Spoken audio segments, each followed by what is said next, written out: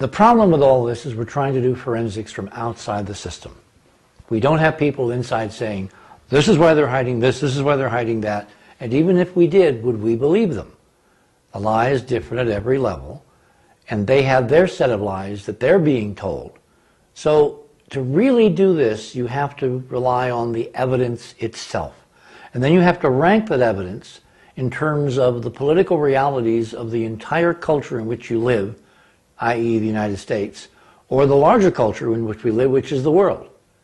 And when I look at the world, and I look at what's going on right now, the most intense fractional confrontations, the reasons for more bloodletting, more slaughter, more pain, more suffering, more conflict on this planet than any other, is the religious idea that my God is bigger than your God. In fact, your God isn't anything and you aren't anything either. And when you look at the presidential debates this year, what has come to the fore? Overwhelmingly, again and again and again, the religious background of the candidates. The Founding Fathers, that whirring sound you hear in the background is the Founding Fathers spinning in their graves because they tried to set up a political system where we separated politics from religion. Politics from our metaphysical ideas of who we are, what we are doing on this planet, who our creator is, etc., etc. And what we're seeing as the 21st century evolves, even in these first few years, is a blending and a fusion of religious perspectives with the body politic. And you just look at what the schism is now that is confronting everyone, which has given us the freedom, I'm using that in quotes, to create the patriot subversions of the Constitution, to create the NSA eavesdropping. It's all about religion. It's these bad guys, those nasty terrorist Muslims, the conflict of civilizations, that those people are out to basically ultimately kill all of us. You know, the only good Muslim is a dead Muslim, which of course is what the radicals on our side are saying, even though they claim that's not what they're saying. So we're living in a levels of illusion where at the base it's all about religious difference and religious intolerance and religious obsession that my God is the only God and you deserve to be killed because you don't believe in my God. Into that mix, you introduce the idea, a la Brookings, this official NASA report, that when NASA went out into space, it would logically find evidence of possibly more advanced beings. And it said in the charter, you know, on the moon, Mars, or Venus. Well, advanced beings would have to be created by somebody, right? Whose God would create them? Was it your God? Was it my God? So when you go to the moon, like what I have on the screen, and as part of the Apollo program, you find what appears to be the head of a robot, a sentient being created by something greater than humankind and lesser than the angels, etc., etc. And then you see that in our own fiction, in George Lucas's Star Wars, there is this stunning similarity in our popular cultural mythos. The question has to arise, who in NASA knew what when and were terrified to tell us because of the religious implications.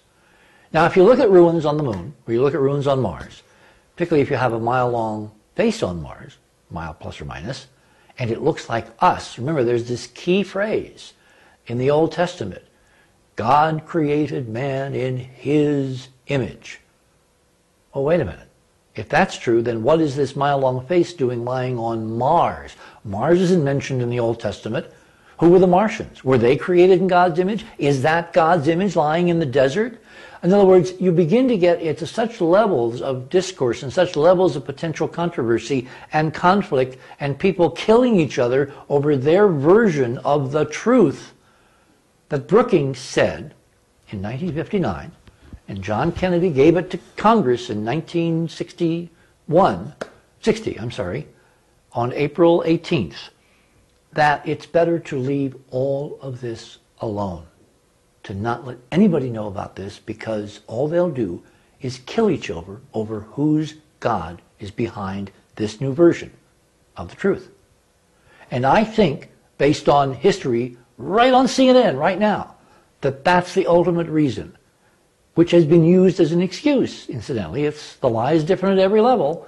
It's the excuse based on some stuff going on in our culture that if in fact people were to know unequivocally that we're not the only conscious beings in the universe, the level of religious factionalism would rise to an hysteria, and we would literally dissolve in whatever conflagration you can imagine. And that a lot of good people, remember, there are good guys and bad guys, a lot of good people are going along with this because in their minds, to quote, Nicholson, we can't handle the truth. Okay, so NASA is out there to protect us from the truth because we can't handle the truth. The truth being... But according to whom? Remember, it's always according to who's writing the script. Okay, but what, according to what you're telling me... I'm saying some good people in NASA believe that. Okay, but others believe other things. You're saying this is the main reason for the secrecy. I think it's the main reason they've been able to get so many people to go along with it for so long. Because remember, everybody wants to be a good guy. Right. Do you wake up in the morning thinking you're a bad guy? No. You think you're doing something positive. That's you're because advancing I'm a good guy. No. You're advancing humanity, doing these programs, putting it on the internet, yes. You're trying to expose the truth because the truth will set you free. Well, what they have been told is the truth will kill you. Exactly. And they have believed it. That's the key pernicious thing here. They have ignored, in many cases, their own Bible, and they think by suppressing the truth, they're making us free. Okay, but let's get to this truth. What you're telling me is the truth is that the ruins on the Mars and Moon indicate that we are not alone. Oh, that's not the issue. The issue is, are we involved? Are they our ruins? Are they? I'm asking the question. Are they our ruins? Did the great-great-great-great-grandmothers of the human race, created in God's image, right, put that stuff there? Well, if they are our ruins and they were created like us and they were us, our ancestors, whatever, then we don't have a religious problem because, hey, they're our ancestors. Or if they're not, and they were created by super alien beings who made us as a laboratory experiment and put us here to do what we're doing, which is not very good, then those guys become God. We're eavesdropping, we're trespassing literally on God's territory as you define God, which is not the big guy that I've been thinking of all my life since I grew up reading the Catechism, but something lower than the angels that basically is as fallible and as human and as mortal as all of us, but has been someone playing God. Can you imagine? Is this your premise, though? Are you investigating this? Of course. When you're looking at these ruins? I'm investigating all of this. Okay. The problem is how. It's very hard. It's really, really hard because you can't trust people who would tell you the truth. You have to find the original sources. And ultimately, we've got to go to Mars or the Moon and find the libraries. But then, of course, it's like, who's going to read them? Who's going to translate them? How do we have checks on the translators? How do we know the translations won't be cooked? That they won't be faked? To abide with certain creeds, affirm that certain gods are real, or a god, but the other guys are pretenders. You have to, this is not a simple labyrinth. This is down the rabbit hole, through the wormhole, out to the other universe, back through the white hole, into the other galaxy. It is not simple, which is why it has waited 40-some years for the beginnings of a ray of sunlight where people actually now finally, ultimately want to know the truth. And that gets back to the numbers and success of Dark Mission. Because ultimately, what has been pacing all this, what has allowed this suppression of the truth to continue unabated for at least 50 years? People. You guys out there. You have wanted it. You haven't wanted to know the truth. Because if you really had, you would have known the truth a long time ago.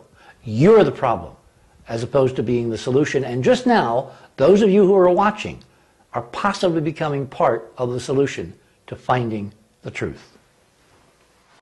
Now I want to ask you, if you're investigating what we found on Mars and the Moon, and you are, clearly, you've got documented evidence that you're you're tracing this incredible dome, right, made out of, I don't even know what, on top of the moon that covers... Well, it's several domes made of glass.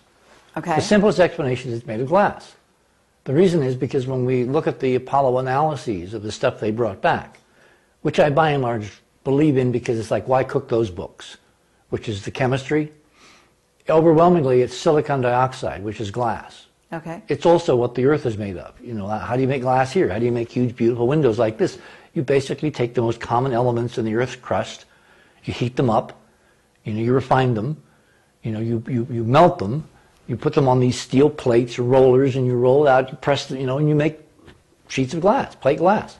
So it looks like the lunar ruins are made out of the most common material you find on the moon, which, by the way, when you make ruins, structural buildings out of glass on the moon, they're 20 times stronger than steel. And the reason is there's no water on the moon. There's no atmosphere. There's no impurities that get into the glass that make it weak and brittle. So on the moon, glass is a structural material.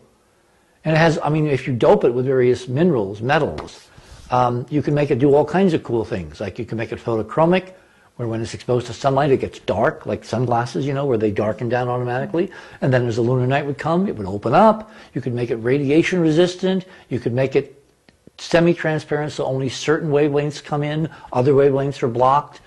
On the moon, on the front side, if you're at a place called Sinus Medi, the Middle Bay, when you look up directly overhead, there is this gorgeous Earth hanging overhead, spinning on its own axis, with clouds day after day, week after week, month after month.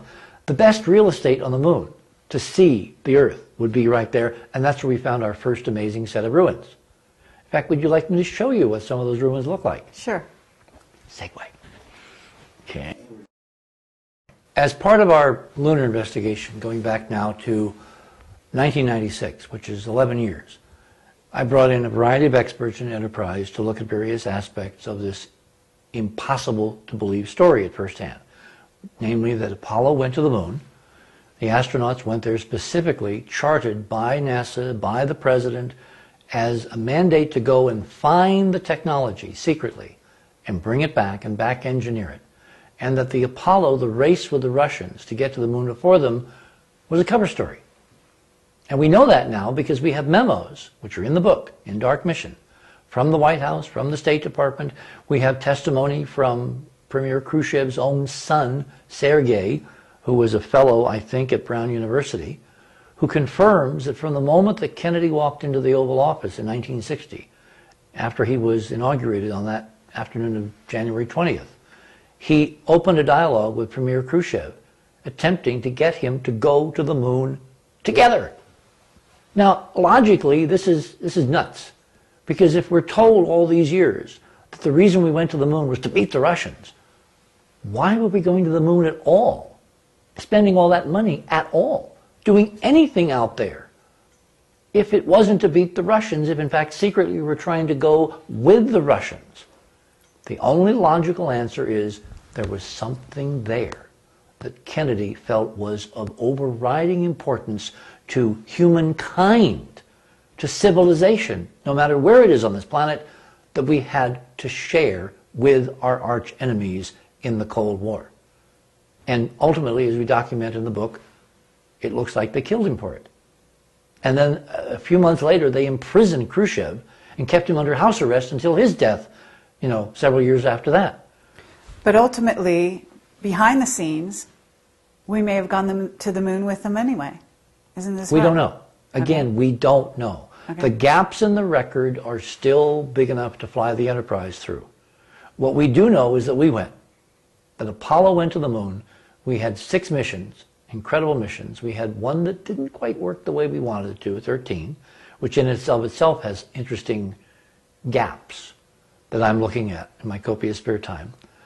But what we know now from the photographs they brought back, the photographs that I have looked at in the NASA archives physically, held them in my hands, photographs now leaked all over the web, all over NASA websites, all over the world for anybody to download and use a modicum of image processing like Photoshop or Corel Draw or whatever to basically turn up the gain, turn up the brightness. Look at what's in the sky, which should be totally black. You'll find this. Now, this is actually a perfect, idealized version of what you're going to find. This is a grid created by one of our experts, an architect named Robert Feartek, who we talk about in the book, who I brought into this back in the mid-90s to analyze the photographs and tell us what was there from a structural, constructional perspective. So what Robert did is created this grid in the computer. And then what we did was to look at some of the photographs. For instance, this is a Hasselblad image from Apollo 10. The frame number is AS1032-4810. So you can go to the archive and go to the website, download this picture, and you can see there are hints that there's something in the sky, really classic lunar terrain below. All you do is turn up the brightness. Remember that song, Turn Up the Volume? You turn up the gain. And you see this stunning grid work in the sky. Grid work which, this is a close-up now, does not belong. It's three-dimensional. It's rectilinear. It's girders up and down. It's stringers left and right. There's no doubt in anyone's mind who has anything to do with construction, has even built a house, that this is real. It's not scratches. It's not image weirdness in the chemistry bath of the developing the film. It's real 3D manufactured stuff. Okay, And it doesn't so belong what's there. your theory on who manufactured that? Well, that goes back to the photograph I showed you a few minutes ago, which was the head. Oh. Well, the head is kind of anthropomorphic, isn't it? Mm-hmm. If we believe in biological evolution, if we believe in Gaylord Simpson, who was the expert at Harvard back in the 1960s, who laid out this kind of Bible of human development, which Carl Sagan then ran with. Human beings are totally unique. The way we look, our face, our features, our proportions, 2 arms, 2 legs, all that, if you were to run Earth's history again, you wouldn't get anything looking like us at all. And the reason they say is because if you look in the oceans, you look on land, you look at all the various species, you look at the extinct species, look at the fossil record, the only guys that look like us, we now know are genetically related. The simians, the anthropoids, the apes, the monkeys. You know, there's a family tree here. Darwin was right. There is a family to which we have somehow been derived. And perhaps some of the extraterrestrial visitors as well. I don't know. We don't know that. We don't know that. You know, again, I'm dealing with actual data I can touch. I do not do UFOs because I have to depend on stories. If you're depending on stories, you're at the mercy of anybody telling you the story. If you depend on actual documented evidence that's in an archive that anybody can download, you're in a completely different ballgame. And so I listen to the stories, I try to cross-correlate them with the data, but we are data-bound. That's what makes Enterprise different from anybody else trying to do this thing. We have data. Okay, so anthropomorphically, they look like us. Yes.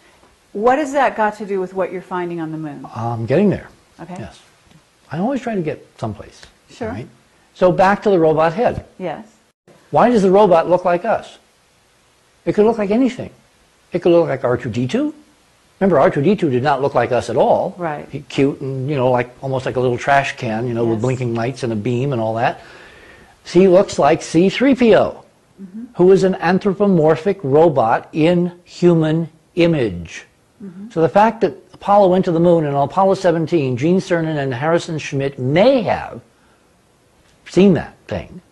They may have picked it up. They may have brought it back as part of their mandate. We don't know any of those facts yet because they're not talking. Why do we have a photograph of it? There are like 15 photographs of it. I know, but did they take the picture? They took the pictures. But when you take a picture on the moon, remember, they're not looking through a viewfinder. The camera was strapped to their chest. I have a photo. The fact is, the only way you aim the camera was with your body in your spacesuit. Okay. And you're sitting behind a glass. Hasselblad. Hasselblad, very high quality camera. Yes. But they're not looking at the scene. They're looking at the scene and they're taking pictures by moving their whole body, so they may not have even seen this. It was so far away. It's in the bottom of a crater which is the size of a football field. Well, who found it? I did. You did? I'm the first guy to find it, of course. What do you think? That's why you're here, aren't you? Okay, That's what we do over here. Okay, yeah. You know, read the book. You found a robot head in a photograph in the bottom In of the 14 photographs. It was photographed again and again and again and again Okay. as part of the panorama sequence. Okay. We are trying now to go, we've gotten 2 copies of film, not just the web, but film, which was really crappy copies that were sent to us. And what I was able to do, edit, put computer robot comparison with C3PO, I was able to take 2 of those images and superimpose them very carefully, one on top of the other. This is a standard photo technique for amplifying signal and averaging noise, because every photograph has noise. If you do that, the mathematical equation says that you drive down the noise by the square root of the number of frames you can successfully, carefully superimpose. Ultimately, we got 14 frames to play with. I need higher resolution, but I've done some playing around in the computer with even those frames, and you get very interesting results. The 2 frames that were actually film that we used, we were able to superimpose them, and that's when the eyes popped out. The round irises, the camera eyes that tell me this is not a desiccated human being lying there on the moon. One of the lunar colonists that we were positing was there at one point. This is an artificial life form, a robot. We've called it Data's head. Doesn't look like Data, looks much more like C3PO, which opens a whole doorway to what does George Lucas know and when did he know it. And if you want, I can go there and really curl your eyebrows, because we have more data that Lucas is involved up to his eyebrows in this whole interesting story and plot and conspiracy. And that's why George Lucas is so successful with those films. It's not an accident. Okay, now I do want to go there. We'll I go don't there know in a if minute. We have time to go there. Phil? Yeah, I have a question, Richard, if I may, which I know has been asked by some other people. I could understand how Data's head could have been captured on film accidentally, because it was quite a while back and they weren't focusing 14 accurately times. with the Hasselblads. But with these very large structures that you've identified on your photographs, these would clearly have been in the background for the astronauts who were taking those images. Why would they have permitted those images to be in the background and all they had to do is to take the photograph the other way? This is a photograph taken from Apollo 14. This is a photograph taken by Alan Shepard, who was the commander. Looking north, here's Edgar Mitchell, who I debated about all this on Art Bell Show in 1996. Here's Mitchell's shadow. Here's the incredible background dome that's arching over Mitchell that he's apparently totally oblivious to. And here is an inset area where, because I have an original print of this priceless image, saved from deliberate destruction by NASA by a gentleman named Ken Johnston in 1971, I believe, saved for 30 years and then physically handed to me in Seattle in 1995, where I was able to put it on a computer scanner, which is pretty primitive then compared to what we have now, scan it, turn up the brightness, turn up the gain, and bingo, out popped all this astonishing geometry. When I zoomed in on the print, because I could scan it at higher and higher resolutions, I found a succeeding series of really amazing, detailed versions of what was on the frame. You can see that at the horizon there is this lateral scaffolding, that there are angled, what we call them is buttresses, that come down at an angle from somewhere in the distance. There's multiple leveled three-dimensional cross bracing. There's something here that looks like a bullet hole in a windshield, like I took a 45 and shot, you know, so the glass is all shattered all around it, scattering light. Notice the color. The color is real. This is buried in the blue emulsion layers of the multi-layered ectochrome of the original ASA-64 film that they took to the moon and shot all those pictures with. They didn't make prints. They made transparencies. Then in the darkroom, they made intermediate prints. And in the darkroom, Bill, to answer your question, they took out all the good stuff. But they They simply erased it in the darkroom. And they didn't have colour film on the first... No, machine. they did. had it No, available. they had color film. In fact, they had a super color film, which is a whole other story. I actually knew the inventor at EG&G who invented it. I tracked using it. I actually had rolls of it to use myself. When I was at CBS, I went to the Cape. I had a huge gun camera built for me by one of the key photographers in the press corps. I think he was a freelance guy. He worked for AP, he worked for Newsweek, People Magazine, whatever. He actually built this huge camera. It looked like a rifle. And I would aim it like that with a trigger that would trigger the 35 millimeter camera with this special film. And I took photographs of the launch of the Saturn V on Apollo 8, the first mission to the moon. CBS then flew me by helicopter from New York to Boston, where the lab was, and out to the lab, and Charlie, my friend Charlie Wyckoff, developed while I watched that film. I then took the helicopter back to New York, and we put the film on the air to show what the Saturn V launch would look like with this incredible super extended range color film, which NASA had developed secretly to take to the moon. They then destroyed the lab that was built specifically to make this film. NASA destroyed the lab. NASA destroyed the lab. Well, Kodak, at NASA's behest. Because Charlie was asked to give the film to Kodak as part of a evaluation for eventually putting it out in the marketplace. So you and I could basically have... That's, by the way, what the gold film now that is commercially available in drugstores, that's a version of Charlie's super wide latitude color transparency film. It was taken to the moon. They used it to take the first generation pictures with those Hasselblad cameras. They then brought it back to the darkrooms in Houston. They then made intermediate generational copies and prints. And in the darkroom, all the offending ruins were removed. Yes. This is why this print is so important, because this is from a first generation unaltered print without the things taken off. It was the movie colour film that I was referring to in Apollo 11 that wasn't used, but it could have been. Am I right about that? Well, they had a color camera. Right. And they had a black and white camera.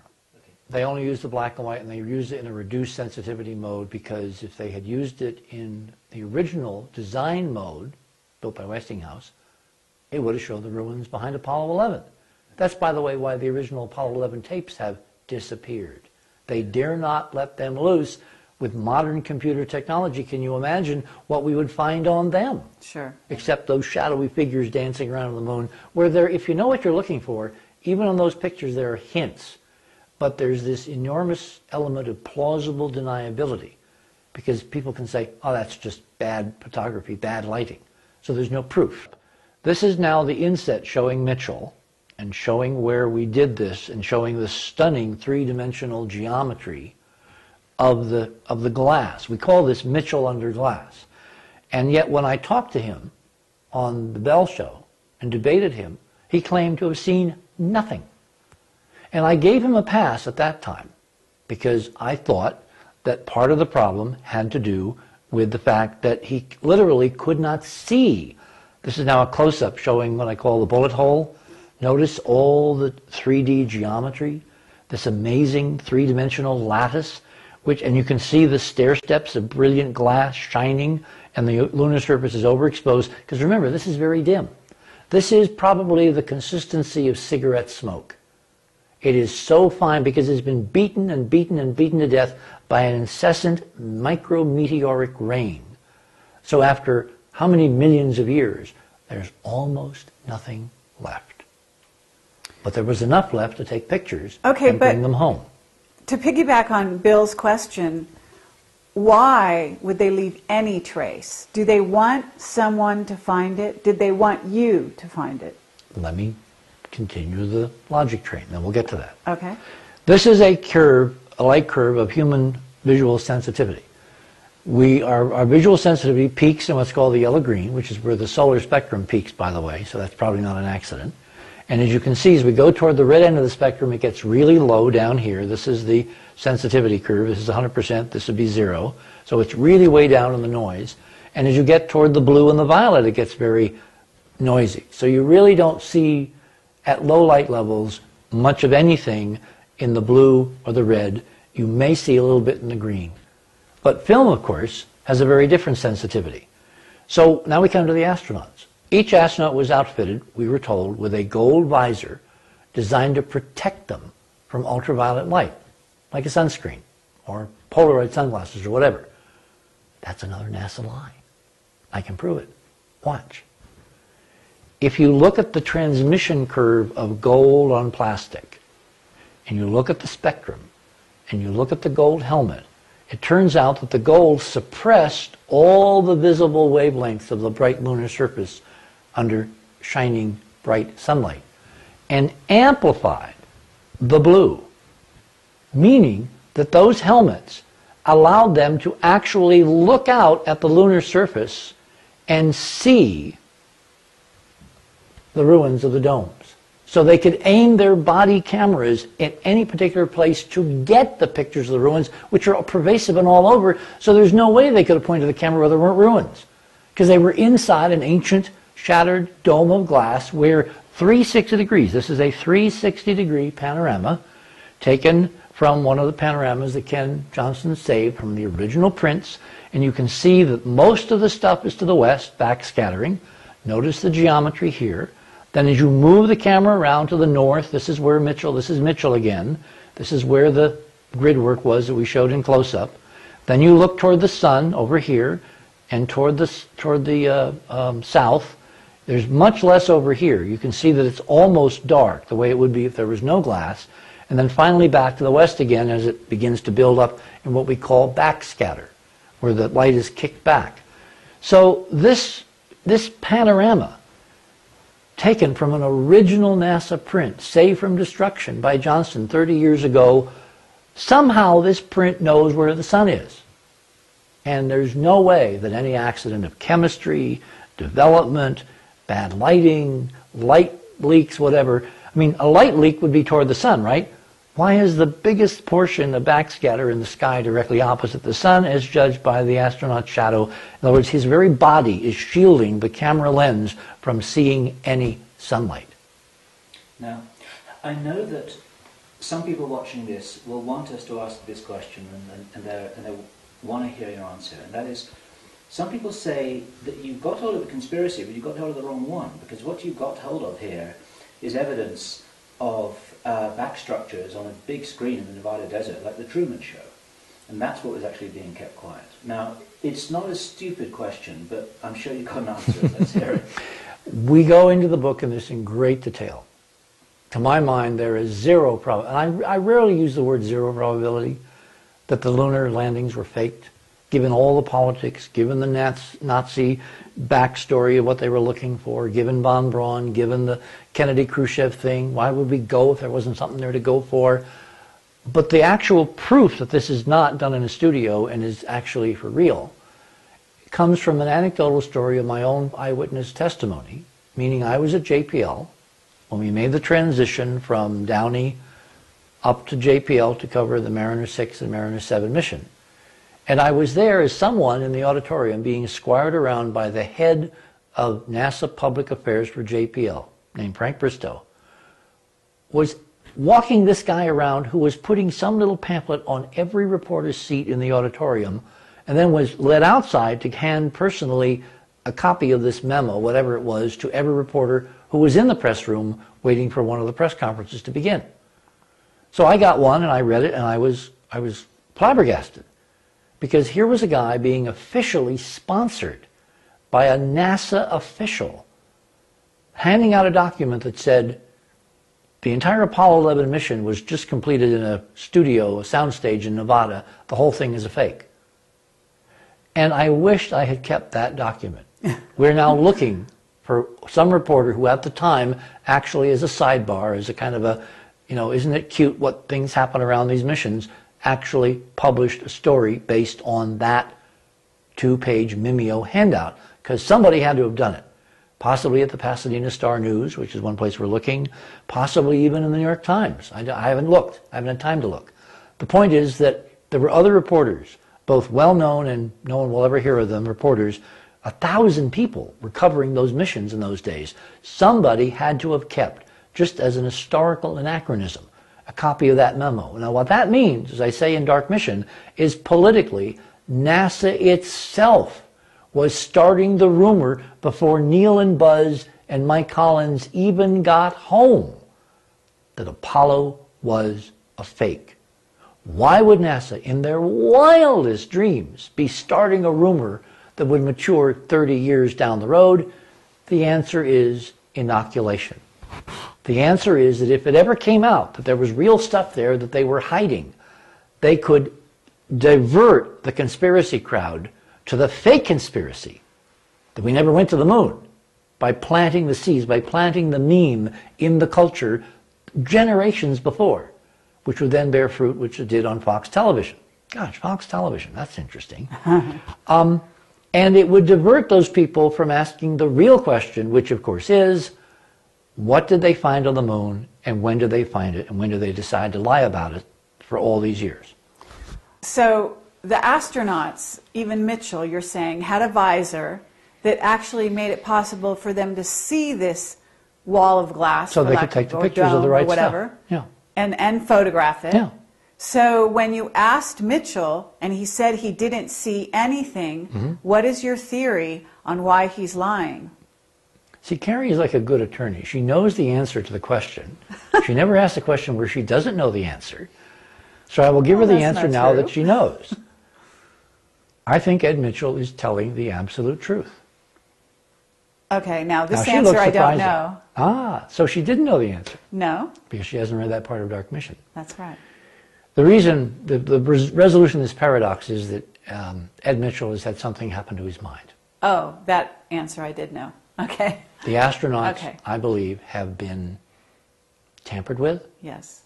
There are all kinds of papers now coming out in the open literature about technologies which can selectively wipe out your memories on specific events. And I believe, and I have in the book, Mike and I carefully put in document after document after document of reference to all of the astronauts at one time or another have complained about not being able to remember what they did on the moon. Yes, and they've come up with various rationales. Yes. You know, like some of them, like Pete Conrad, used to come up with a flip answer. Oh, it was real super gee whiz, golly, boy, was it great. Which was a cover for the fact that he was very frustrated in private conversations on the record with certain reporters that he couldn't remember. We had a conference in Wyoming several years ago. Wyoming is a hotbed of CIA and ex-Intel guys who are all bought big, beautiful farms and ranches so they'll keep their mouth shut. They're basically bought off. That's how they're bought off. I was invited to present data on Mars by one of these former CIA big rancher types who had a very beautiful wife who happened to be a medical doctor.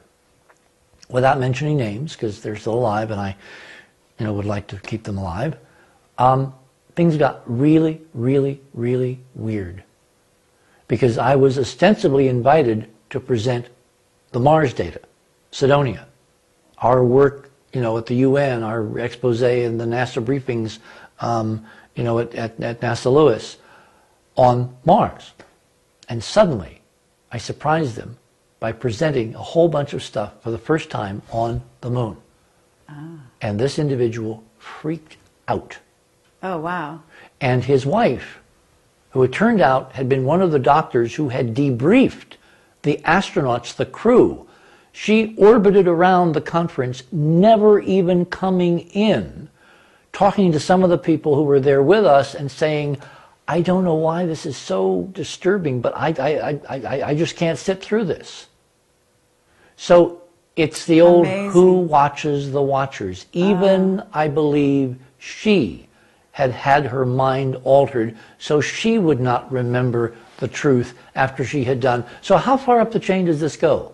How many watchers have they had to change their minds with some technology? And the technology is not perfect. I think we're seeing evidence that the technology again and again breaks down. If you read, for instance, Buzz Aldrin's first-person testimony in his own books, he talks about how Jay Barbary, who was a colleague of mine from NBC News, I knew Jay back when I was with Cronkite. I was just a young whippersnapper, and Jay is now this senior space correspondent still covering the shuttle for NBC, asking very perceptive questions from the press corps.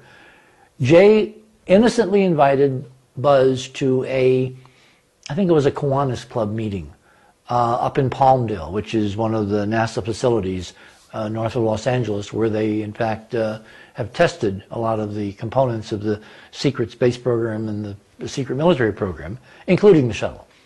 And so he invites him into this meeting, a whole bunch of rah-rah, jet jockeys and engineers, and, the old slap you on the back, good old boy network. You know exactly what I'm talking about. And he asks, they're sitting on stage, and they got 2 chairs, and it's like very conversation. And he says to Buzz, Jay asks Buzz, well, what did it feel like to walk on the moon for the first time? And in his own book, Buzz Aldrin says that at that moment he became violently ill. He had to rush off the stage. He went out to the alley and he threw up. Wow. And his wife came out all upset because she thought something was seriously wrong, which of course it was. This is classic aversion therapy. Mm-hmm. Classic aversion therapy. Mm-hmm. So yes, I believe the astronauts are blameless. Mm. All except for Neil Armstrong. Okay. I think Neil Armstrong fully has his memories. Mm-hmm. I think Neil Armstrong, as the icon, first person of the human family now to walk on the moon, mm-hmm. has been left alone. And that is why Neil Armstrong never says anything in public about the space program. They wind him up and bring him out at a couple of these ceremonies. Like in 1994, he was at the White House with President Clinton and a bunch of students, and it was a whole arranged photo op. And he stands there making a speech, and I had someone the other night analyze the body language and his voice and talk about how incredibly nervous and incredibly upset he appeared to be, which you can see on tape. We have the tape.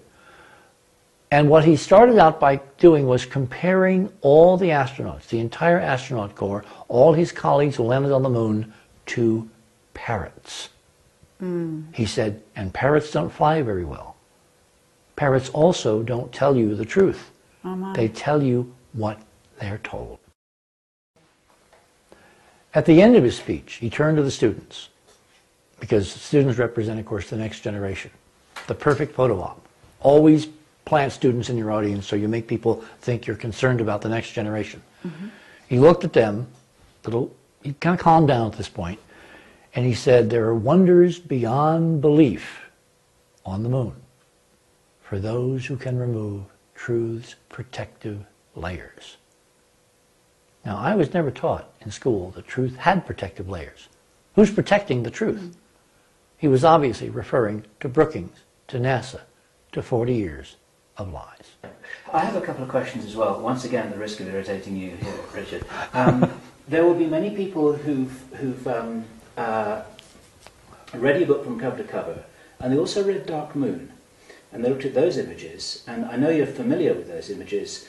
They're the ones where the crosshairs seem to be behind the image rather than in front of the image. Mm-hmm. They're the ones where you seem to have multiple lighting effects in terms of multiple shadows.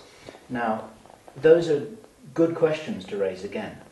I know that you have dismissed those. Can you just explain briefly on what grounds you have done that? Well, dismissing is if you don't deal with it.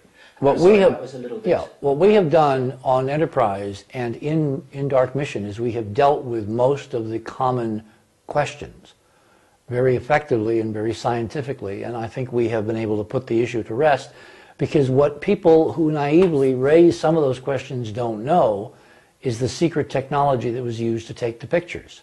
For instance, this super extraordinary color film.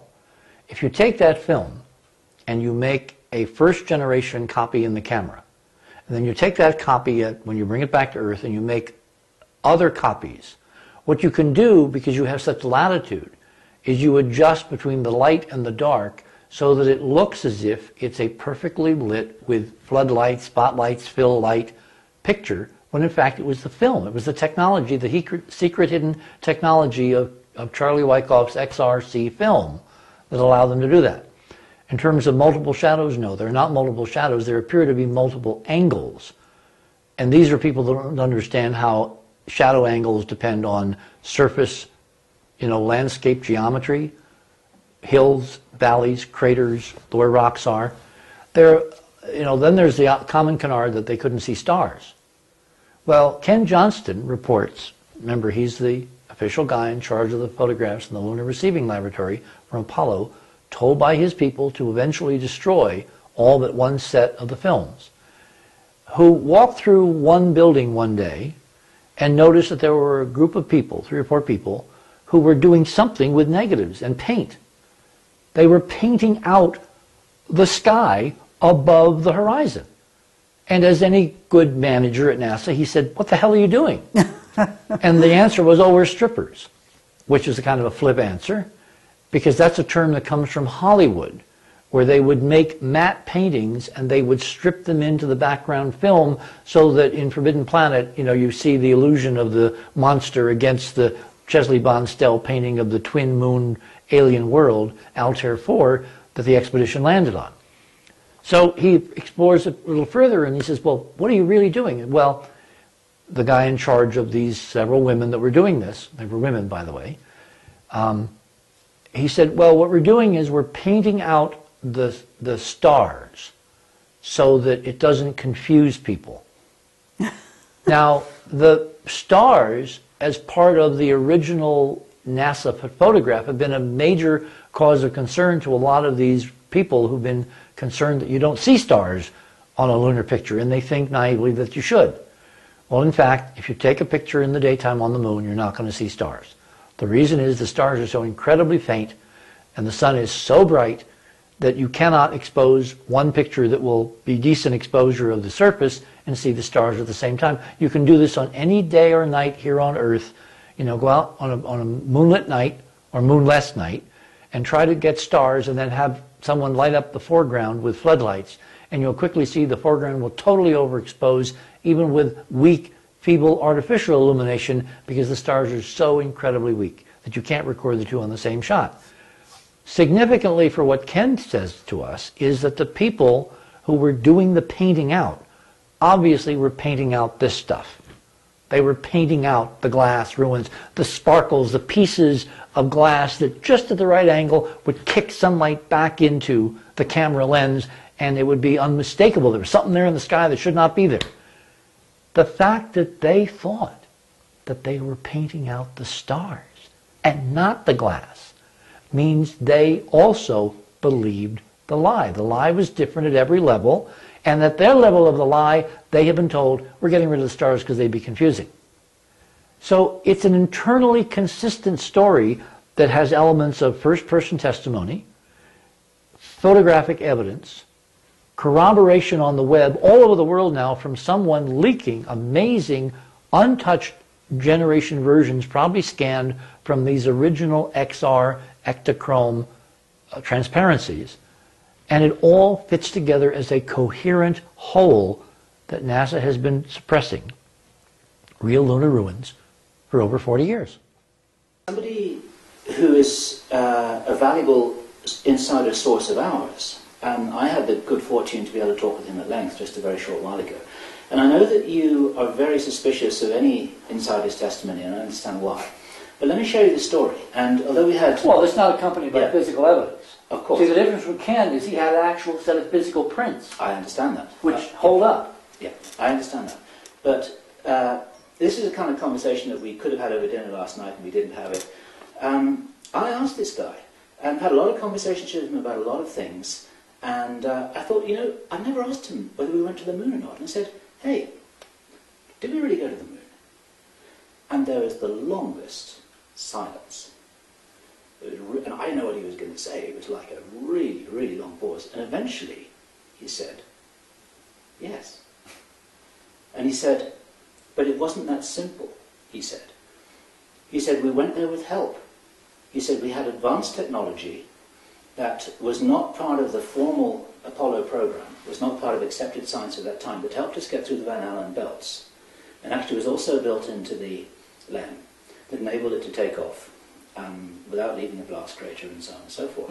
And he said the astronauts were aware of this, and this is the reason that he attributed to their reluctance to be interviewed and so on and so forth. He said it's a very complicated story, that he said most of the missions went to the moon. I didn't push him on that. But he said, he said those guys, he said it was all set up on a fake stage. That's not true. But some of the stuff was actually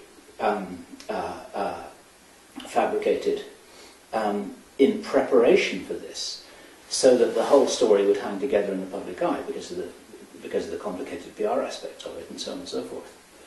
Now, Do you know this person's background? yes, I do. You know what role he played in NASA? He wasn't in NASA. He wasn't in NASA. Okay. He's worked in a lot of black projects. He was an electronics specialist. He had the opportunity. He worked in Livermore. He worked for a lot of black projects. He knew You people. worked for NOAA. He asked questions.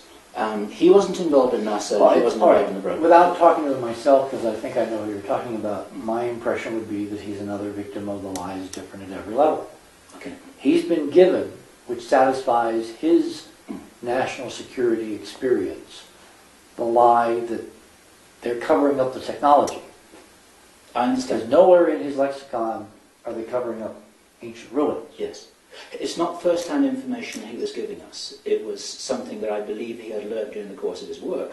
But that From might someone be else. because he was talking to a co- and Yeah, right. I absolutely understand. So, but you understand how he can be honest and sincere and still totally mistaken. It's the biggest problem. for Because people it gives trying him to- something that makes sense to him. Oh, they're going to hide this technology. Which, of course, if we're right, there's been a secret development of real anti-gravity technology in parallel with the public official Apollo program.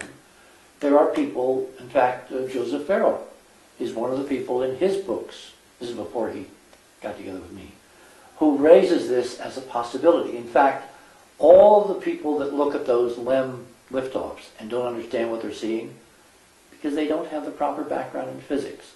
Everything we see, including, there are craters. I've seen close-ups under the LEM of the crater. What makes it so interesting is that when you blow away the dust, see, the natural model says that you've had dust falling on the moon for billions of years, which means it should be a nice, light, fluffy layer.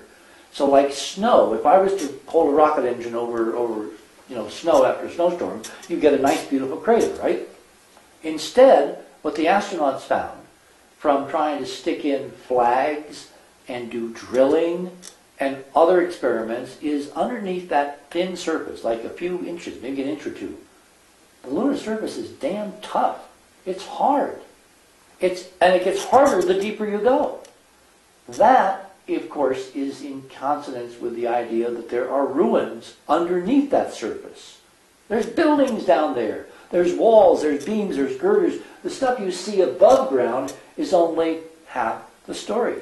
That's why on the current missions orbiting the moon tonight, as we're taping this, the Japanese unmanned mission, size of a Greyhound bus, the Chinese unmanned mission, size of a VW bus, they are loaded with dozens of instruments up to and including high-powered radars to ping the lower levels and see, I believe, the ruins underneath the lunar ground. Okay, is it the ruins under the ground or is it an underground base? Same difference. You mean, well, base implies A now. modern day underground base. The moon has the surface area of North and South America combined, 15 million square miles. Right. If we have a base there, it's pretty small. So most of the stuff you're going to find is ancient. And it's easy to separate the two. Okay, do we have a base there in your opinion? I don't know. Do you In my think- opinion. Do you think... Given that there is probably, in all likelihood, a secret space program, I would imagine there is a base. There's probably more than one. You can't do everything from one place. I mean, could we explore this planet from one base? If you have the technology that can get there in a couple of hours, effortlessly using anti-gravity, and we do have shuttle video showing this technology, which I loaned to Art Bell some years ago, and he really kept the secret. I said, Art, just sit on this, don't tell anybody. And he kept the secret. I eventually gave it to Whitley Strieber through Art. It wound up on NBC as part of Whitley's program. I firmly believe that stuff is our stuff. That we're not looking at ETs, we're not going to look at little grays, little alien guys, we're looking at our secret space program. And there are reasons, again, very careful reasons laid out in the book, why I think it's our stuff. Well, if that's true, it would be silly to imagine that we hadn't built a base or bases on the moon. If for no other reason, you need a place to function to loot all this stuff and bring the good stuff home.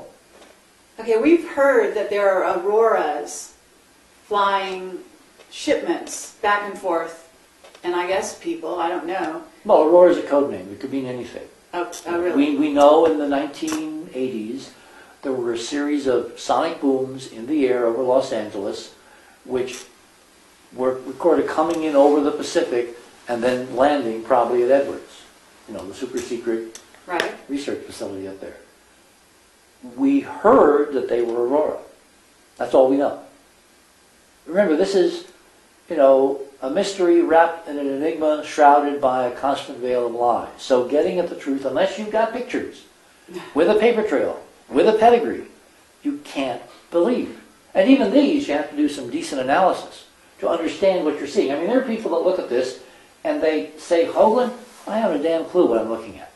Because they don't understand how to think in terms of simple optical physics. They've never driven toward the sunset in the afternoon with the sun shining on their dirty windshield to realize that they're seeing dirty windshields.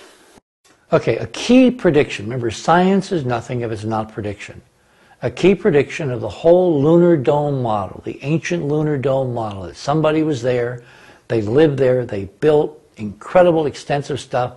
Apollo was sent there to find out what they could bring home with the primitive rocket technology of the 1950s and 60s. We're doing a lot better now, by the way, secretly. And one of the key predictions of the model is that if you have glass domes, glass ruins, people who live in glass houses see prisms. They see stunning arrays of color. And if you lived in a glass house and you looked at the sun or you looked at the reflections and all that, you should see prisms over and over and over again. In these photographs, the model says that we should be able to find prisms. So I started looking. And this is a picture from Apollo 17. You can just see a hint. This is one of the newly scanned, leaked images that somebody's putting 16 megabyte files. So anybody out there can go to the web and download them and use Photoshop, and bingo, you'll confirm exactly what is there. If you turn up the gain, right up here, above these mountains, which aren't mountains, by the way, they're old eroded ecologies, you find a prism. You find a stunning color shard of glass, spectrally refracting light. Now, in the model that was raised earlier, that this is all done in a soundstage, because sound stages would be made of steel and aluminum and, things you build out of. We don't build out of glass here because glass is fragile. Glass breaks down. Glass is not steel on Earth. Only on the moon is it 20 times stronger than steel.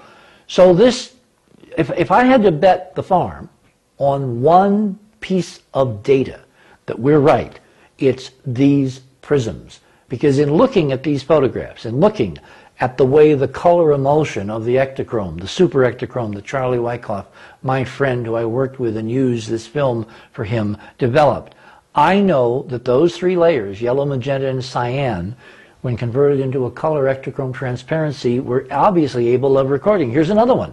This one has a prism going up and a prism going down. It's called birefraction. It's a double refraction. And as you look through, here's a comparison. The one I showed you first, here's the second one. Notice the angle is different. That's because it was taken at a different angle in relation to the sun. So the physics of the refraction, of the formation of the prisms, here's one of my favorites. This is the PR shot. Cernan wearing the commander's stripes with the flag, but if you look up here in the darkness, in the dome that's over Taurus Littrow, and you enlarge it, lo and behold, you find a prism, a double prism. And you can actually see it's aligned with the stringers in the glass. There's another one here. There's another one up here. These are overwhelming proof, an optical physicist's proof, that what we're seeing is in fact real. Here is probably my favorite. Here is Harrison Schmitt in the moon, lunar landscape, Taurus Littrow Valley, gray landscape, everything we've been told. Here's a color chart, all right? Here's our calibrator, red, green, and blue. This is the grayscale. It's called a gnomon. They would put this out in the photographs to calibrate the color. Well, the color is strangely unsaturated. It's like NASA, when they put these out, they turn down the color. You want to see why?